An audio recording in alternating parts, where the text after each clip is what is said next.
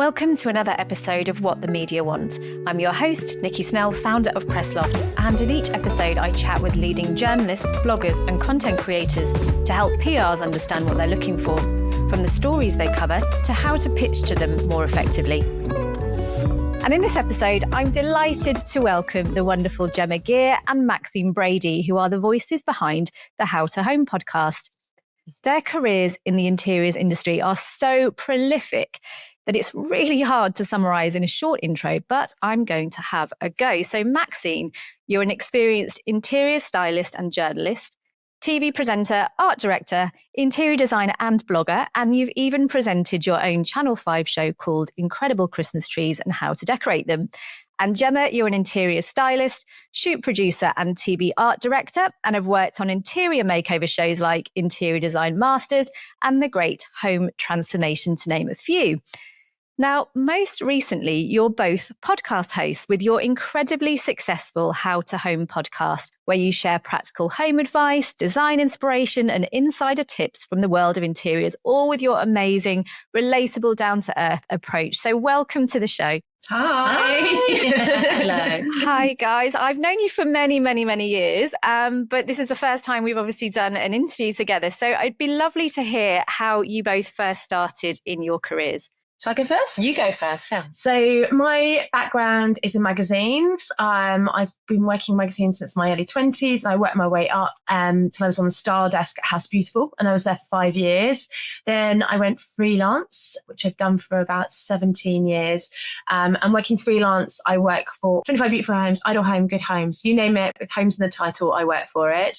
And then I also work with brands, styling press release shoots and images and brand packaging, events, and that takes me around the world. I've shot out in New York, Cape Town, New Zealand, and recently the Middle East. So yeah, and then on top of that, I launched a blog in 2016, and off the back of that, Instagram came along.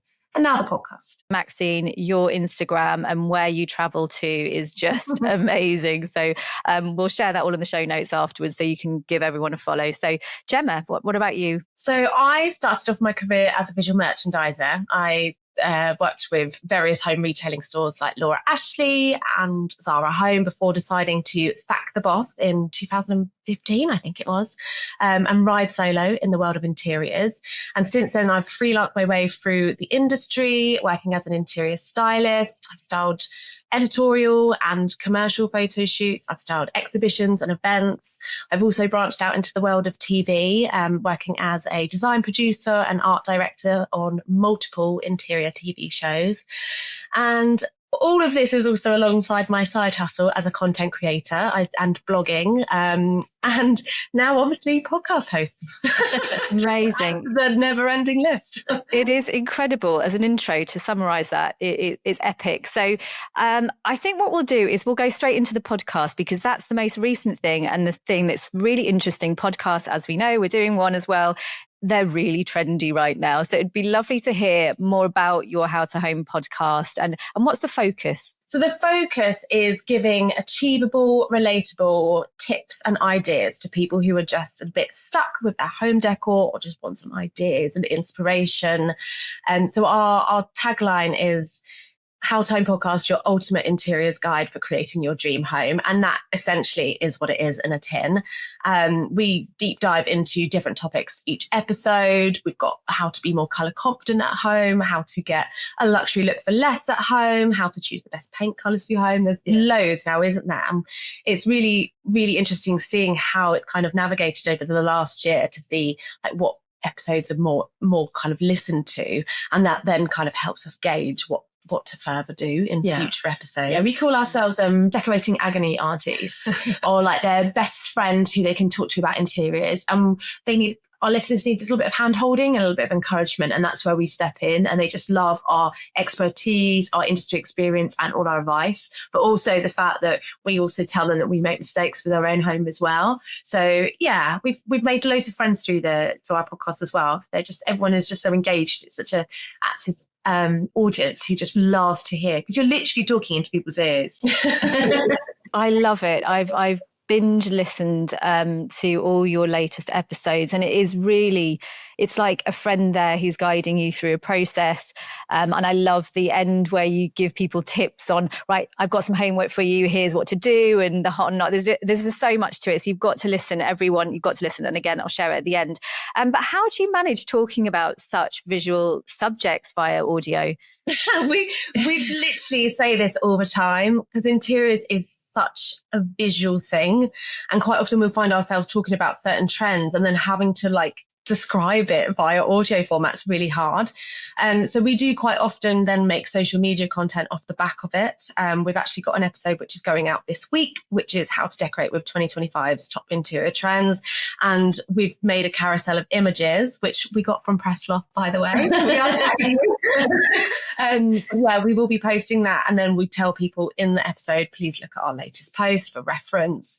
But yeah, I think it's just something that we've been navigating over time, isn't it? I think we're learning as well with podcasts. It's a lot more about emotion and feeling.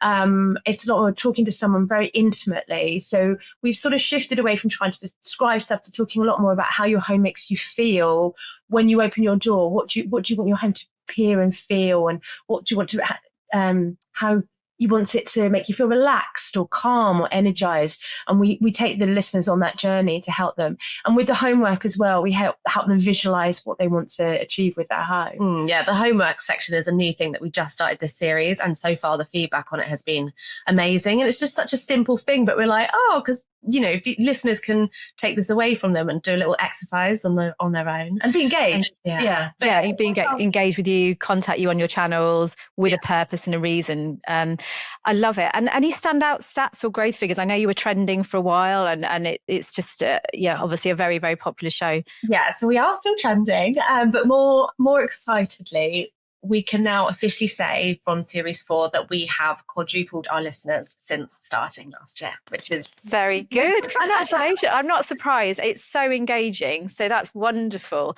And how do you go about deciding what to do for each show? How do you decide what topics you're going to cover? A lot of it comes from my editorial background, where I have to think about what topics used to appeal when I worked on magazines. We do a lot of research before. We'll do a lot of reading on magazine websites and blogs. We'll have a look on Instagram at any trends. A lot of our homeware topics are quite seasonal as well. Yeah. We go through, we're going to do how to make your home cozy for autumn, how we've just done a summer issue. So we're kind of tapping into the time of year as well. Yeah. And then we do also ask our listeners as well. So quite often we'll put polls out on our social media and ask them what episodes they want us to cover. And we just look at our stats from previous episodes, what ones did really, really well.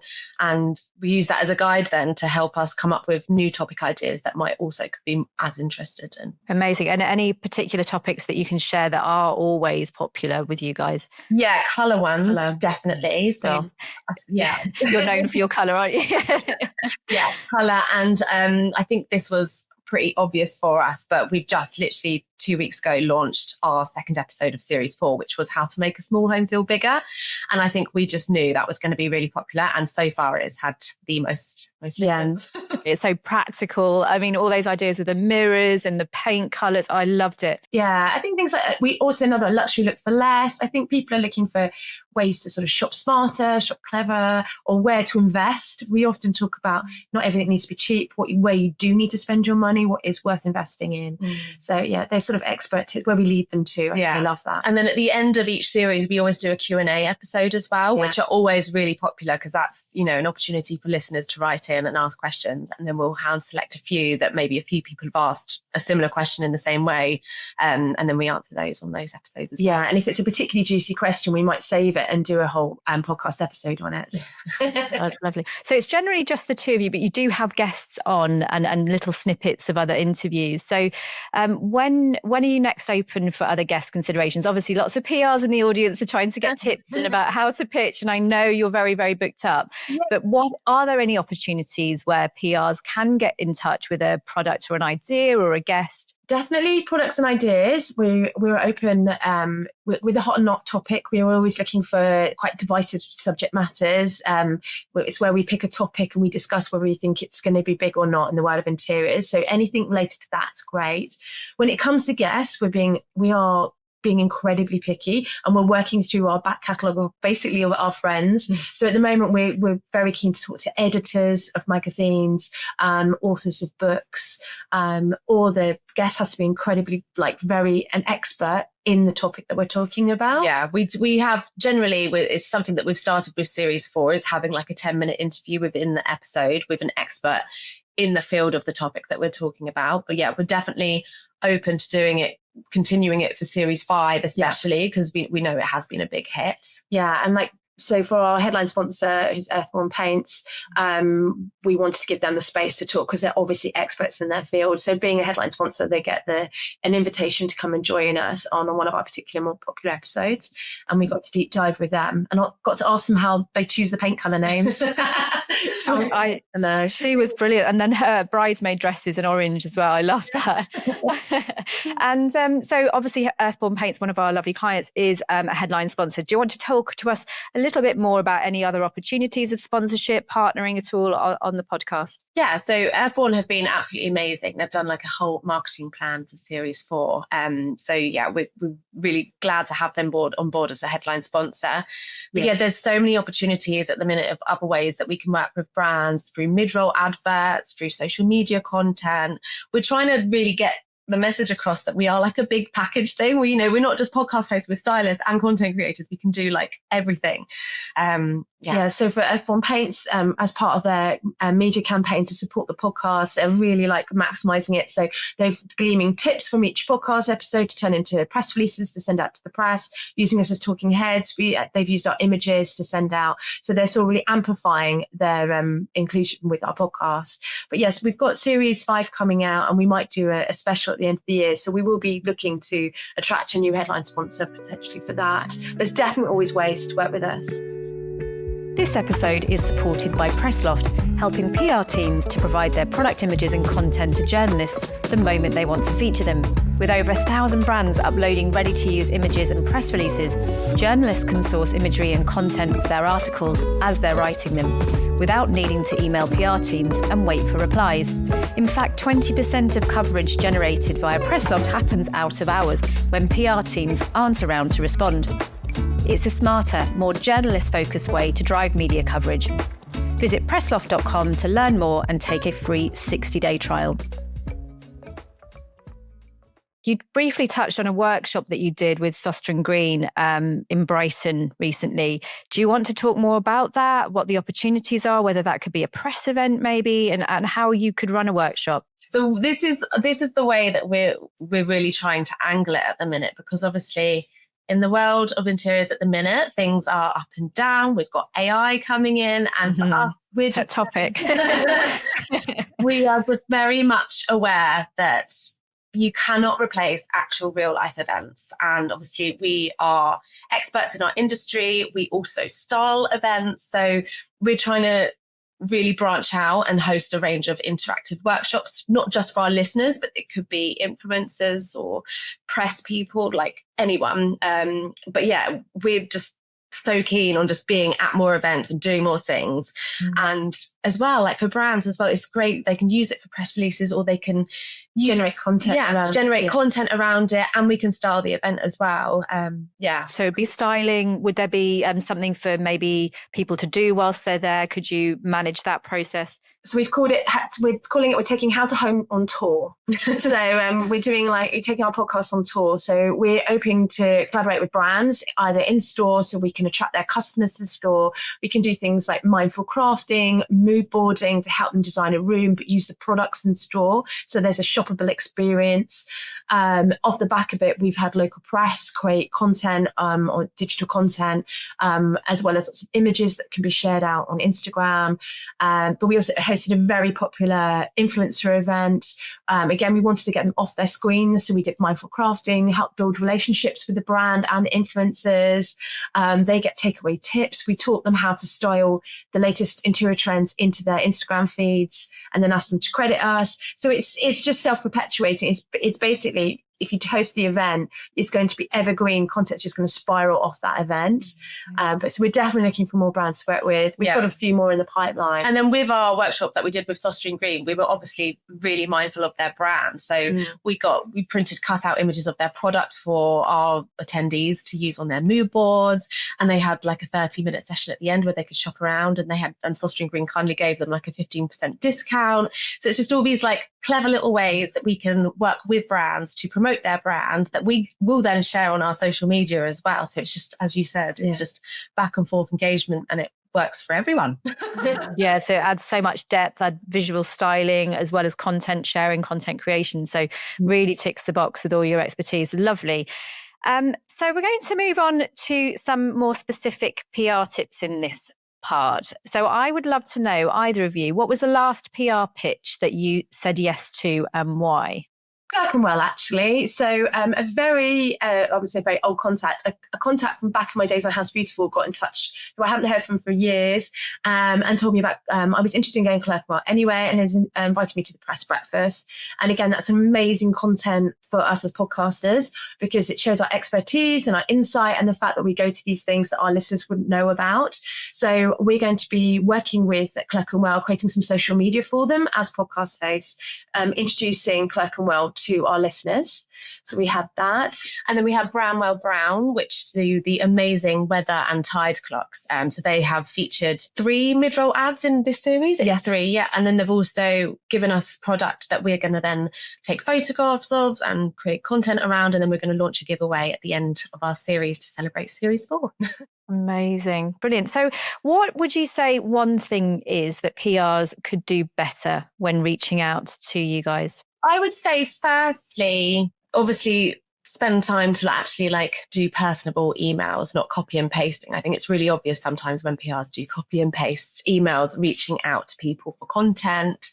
But my main bugbear with PRs, and you know, this is just out of anyone's control, is when you have lots of back and forth emails and you spend your time pitching ideas and, you know, creating a relationship with them. And then for whatever reason, they just then go cold. You know, maybe it's budgets, maybe it's time constraints and deadlines. It's fine if you then don't want to go ahead with doing it, but don't ghost. Don't ghosting. I mean, that's a life rule. Yeah. Isn't it really? Yeah. Definitely would say ghosting has become increasing more and more, where you're having quite a back and forth with emails. And that can be from borrowing props for an event that we styled.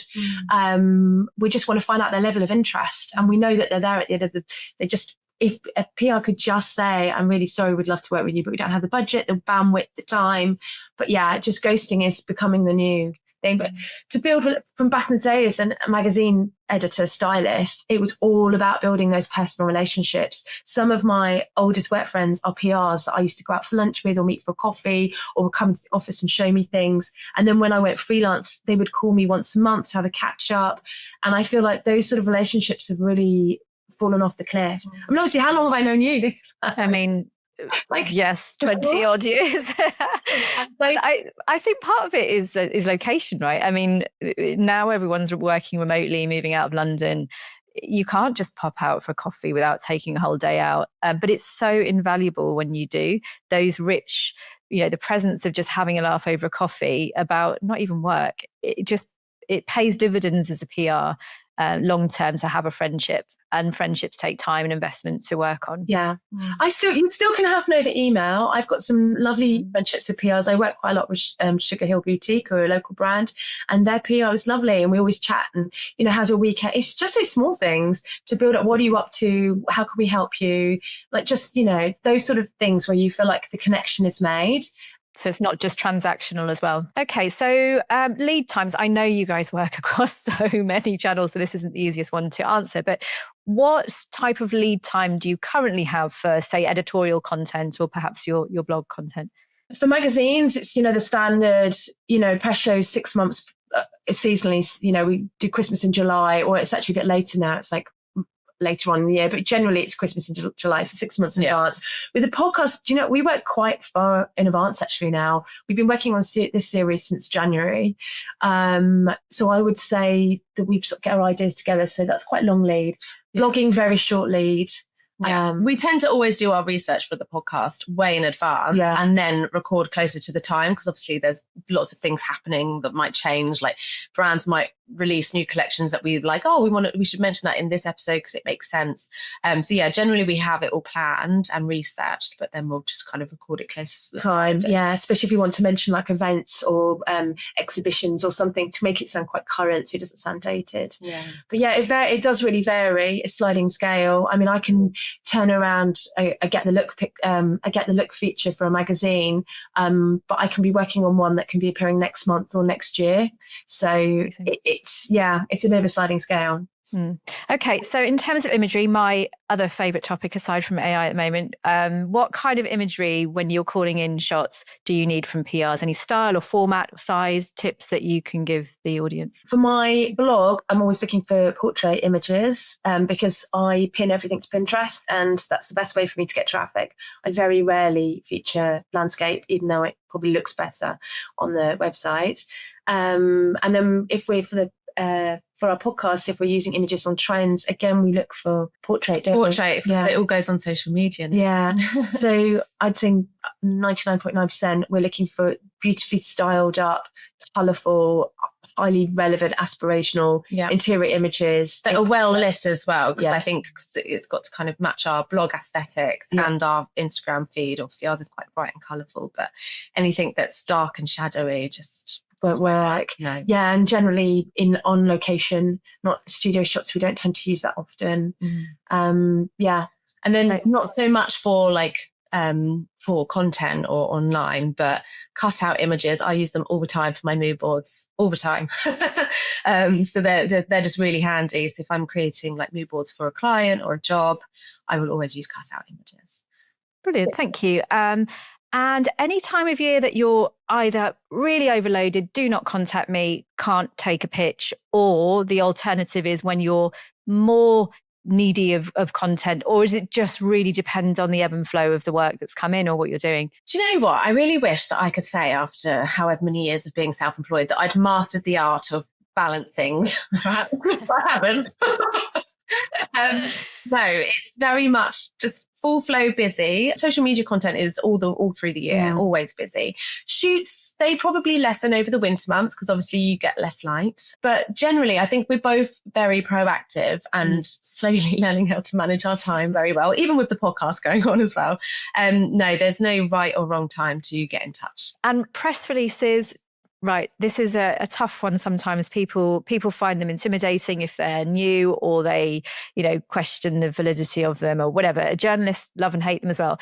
Do you like press releases, and what makes a good one? I do like press releases. I get quite a few of them, but I would say when we're working in such a visual industry, as we mentioned earlier, it's so important to have that kind of correlate into press releases. Quite often I'll see interiors press releases that are just like 90% text and then a few really small images, and you're like, you need to amp it up. It's all about the visuals. It's all about that. But or finding what the hook is. Yeah, I get sent a press release and I'm like, I don't really know what this is about. Like, why is this relevant to me? I don't really understand. I get sent quite a lot of relevant press releases. Some that can be quite time wasting, where they're offering a pitch. Say, would you be interested in featuring this interior designer in a magazine feature? And then when I dig deeper, the interior designer has appeared in lots of different magazines already, so I can't feature them, or they won't be interviewed or on camera. Okay, so exclusivity with an expert really helps. Not necessarily exclusivity, but not someone who's saturated in other channels is ideal. Right, that's really helpful. Yeah. And then in terms of releases, roughly how many do you each get a day? 10 a day, maybe? I'd say 4 to 5, but I don't know if that's because some of them just automatically go to my promotions folder, which I don't check every day. But the joys of promotions folder for PRs has been a nightmare. Yeah, okay. And then any samples, which have been really memorable samples that you've had? Yeah, I would say when it comes to samples, I'm actually getting increasingly picky about what I accept, because there's a lot more expectation on what brands want for the samples. So I have to really, really want it, or it has to have high value. And to be honest, most of the time, I don't take it because I don't want to create content for free anymore. We've had a good chat about that before, haven't we? Yeah, about that whole something that I really, really like. I mean, I got my Branwell Brown Tide clock, which is perfect for me. It's Brighton. They offered me one before, but I said I didn't want one off like Cornwall. It just wasn't relevant to my home. But this new launch, they immediately got in contact with me, and I was like, yes, I definitely will work with you. So I think it's that kind of thing. Yeah, I totally agree. I'm very picky. I would never ever work with a brand or like have a sample of something that didn't relate to me or my niche, or especially something that I didn't think my followers would get or understand either. So I'd say more often than not, I actually turn down freebie samples, gifts now, then I accept them. Yeah. And I would say, actually, I pitch myself to brands that I want stuff from. That's what I do. Yeah. So I'm much more specific like that. So if I'm in the market for something for my home, I will pitch that to a brand in return for free product. Or So outbound rather than inbound when it comes to samples. I would say, I would say. Because lovely. Sometimes brands want to send you stuff and I don't want it, but I don't want to upset the brand. Yeah. And I don't know how politely to say, I don't know what to do. For you. Yeah. And it actually feels a bit of a waste. And environmentally, I feel quite self-conscious about what I take. Yeah. But I don't want to upset the brand. But then I don't want to have to post it if it's not relevant. So, yeah. It's a really tough one to navigate, because as Maxine said, you don't want to upset the brand, but at the same time, you don't want to accept something and then promote it for free when you didn't actually really want it in the first place. But that feels a weight of not promoting it, and then that jars the relationship, or there's some expectation. I think there's so much around press gifts and press bags at events that used to be a single cushion or a single coaster, and there's been a real move away to make sure it's practical, it's usable, and it's as best for, as best environmentally friendly as it can be. I find the whole term gifting bizarre anyway, because, a gift is something that you'd give to your family member or a friend. If the PR is giving something as a gift, it's not actually a gift if they're expecting some sort of promotion. It's a transaction. Hoping. Is the better way of looking at it, say. But there can be an expectation which is not founded. Yeah. Okay. So how do you typically discover brands? We're talking about this. It's quite a broad brushstroke, because obviously we do a lot of research. We are experts in what we do. So that can be from being out and about. So Clerkenwell, I'm expecting to be bombarded by ideas and inspiration out and about when we go to shops, independent shops. Instagram is a good source of seeing stuff. Press releases, obviously. I look at a lot of blogs and other websites as well, particularly American ones, for new ideas and trends that are coming through.